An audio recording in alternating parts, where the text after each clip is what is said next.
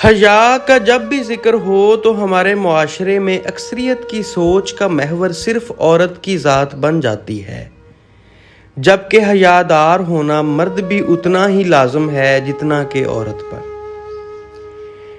وقت زخم دیتا ہے اور وقت ہی مرہم بنتا ہے، ہم انسان بہت بے بس ہیں۔ شادی کے کچھ وقت بعد اگر شوہر بیوی کے قریب آنا چھوڑ دے تو اس کے دو مطلب ہوتے ہیں۔ پہلا مطلب اسے کمزوری ہے اور دوسرا مطلب اسے کوئی اور مل گئی ہے۔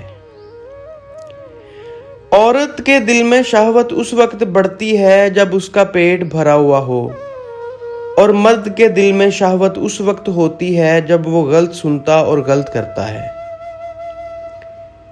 اگر چاہتے ہو کہ آپ کی بیوی آپ سے ساری عمر پیار کرے تو اس کا خیال رکھو اور جتنا ہو سکے اس کی ضروریات کا خیال رکھو۔